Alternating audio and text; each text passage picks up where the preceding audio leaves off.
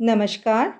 We continue with the book How to Overcome Mental Tension by Swami Gokulanadaji Maharaj. So far, Maharaj had explained to us that by remaining in solitude, slowly we shall be able to ferret out those aspects of our mind which are hiding from us and realize our own self better.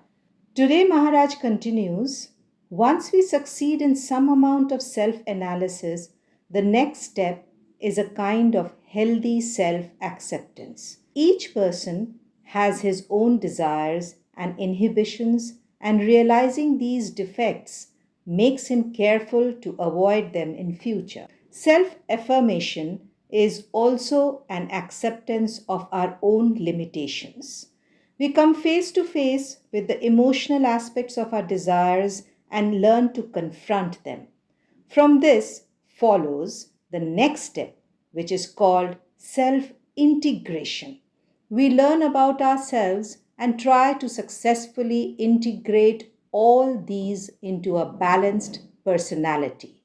In that state, even if someone criticizes us, we do not react immediately. We have the maturity to think that perhaps such criticism is for our own good. Often people say that they have difficulty in controlling their temper. They also say that later they regret their outburst, but on the spur of the moment, if someone gives them advice about how to control themselves, they get angrier and shout, "Who are you to give me advice?" But those who have undergone self analysis and self integration will not react in such violent manner. They will be able to think that other person is possibly giving sound advice. It should be taken in the right spirit, and through interpreting such criticism in a healthy manner, we help ourselves to grow. Also, as a result of self integration, our personality loses its self centeredness. Some of us are extremely self centered. We become so selfish that we look only to our own interests. One way to overcome mental tension is to think of others and work for the welfare of others. We can do so provided we practice introspection. Introspection leads to self integration, it cures us of selfish motives and gives us impetus to work for others. We can take the example of numerous people who come to Ramakrishna Mission to offer us voluntary service. Often people come to us the very next day of their retirement from services and say, "Please give us some work." Their motive is not to earn money. They have developed a broader outlook. They feel that for 60 years they have served their family, relatives, and friends. Now they would like to do something for the welfare of others. They acquire the spirit of service through self analysis. For the same reason, people spend time in looking after plants and animals. These activities have a therapeutic effect in overcoming mental tension. Such things make life acquire meaning. Another method which helps us to recover hope and cures us of mental stress is taking a real view of the world, different from the narrow one which we usually have. The ordinary view of the world is grossly materialistic. To amass wealth, enjoy life since it is assumed that there is nothing beyond the world. Those who suffer from mental tension or hopelessness are steeped in this materialistic life and know nothing beyond its cause and effect. Such people do not care for self analysis and self confrontation. As against this are the people who are able to look beyond the material facade of the world and adopt a real view which helps them to rise above the mental strain. They take recourse to self analysis and introspection. They cultivate a positive way of thinking and believe that each one of their actions has a positive effect. When a person is suffering from a serious illness and everything looks dismal, he becomes a victim of different kinds of hopeless, negative feelings. One wonders why such trials come, but we should remember that out of evil comes good. Every experience has a positive effect. Suffering gives an opportunity for personal spiritual growth. The only thing is we should be able to alter our attitude to life in times of adversities. In this connection, let us take two concrete examples. Swami Vivekananda was a genius and a world mover, an incarnation of Shiva, so to say. He has many achievements to his credit and was introduced by Professor Wright of the Harvard University of Parliament of Religion with these words: there is a person more learned than all our learned men put together. A person of such exceptional talent as Swamiji could not get a job when his family was facing abject poverty. When we read about this phase in his biography, tears come to our eyes unbidden. Young Naren went from place to place frantically, but there was no job to be had. He was therefore filled with doubt about the very existence of God. His father had died unexpectedly, and his family was in acute financial crisis.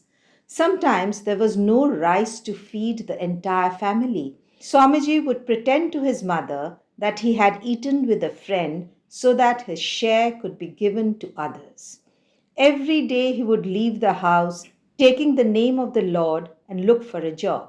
His mother scolded him, saying, what is the use of taking the name of the Lord who seemed deaf to their entreaties? That is how Swamiji also lost his faith momentarily and shouted at a person who was singing the glories of God to stop such nonsense. From this difficult period of his life, Swamiji learned to feel for the poor in India. Without this experience, he would not have been able to identify himself with the millions of suffering in his motherland. That is why he could say, put off meditation till the next life. I don't believe in any other God. My God is the poor, the wicked. Know that service to them is the highest religion. May I be born again and again to serve these people. Vivekananda could give the right direction to people and relieve humankind of suffering because he himself had suffered immensely. The other person is Saint Teresa. She too was a world mover. She was admitted to a convent school. Due to her beauty and amiability, other nuns had an eye on her because they thought she would make a good nun. They constantly asked her when she would accept the vows of a nun. She would reply that her parents had sent her there for education and she had no intention of becoming a nun. But God had His own design for her. Once, Teresa fell terribly ill and was reduced to a skeleton. After that, she looked at her body, which had been so very beautiful earlier, and wondered at the transitory nature of the body. She realized that beauty was perishable. She questioned herself, is there anything in me that is imperishable? She came to understand the truth of the nun's wish that she should join their order. She came to feel that Jesus was the only reality. She thought, if this body is perishable, let the body be crucified so that the spirit in me can be resurrected.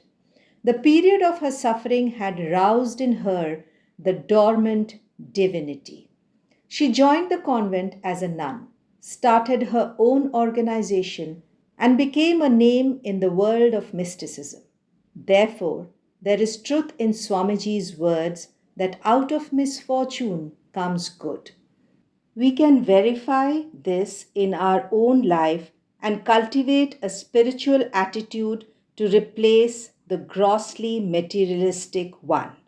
Suffering is inevitable on the path of spiritual unfoldment. We have to realize that the entire life is a manifestation of supreme eternal consciousness. We must try to look within and discover our inner self. This is a source of immense joy, and as soon as we discover it, our life is changed. In this attitude, a person becomes immersed in spirituality. Then there is no place for mental tension. Spiritual strength gives us courage to cope with stress and to overcome it. Therefore, the solution to our conflict and confusion is developing a spiritual attitude. Hence, developing a spiritual attitude will always help us. Hope you enjoyed this video. In the next episode, Maharaj will discuss the impact of meditation on mental states. So stay tuned to Devakshar, share the videos, and do press the like button. Do not forget to subscribe to our channel. Thank you so much for being with us.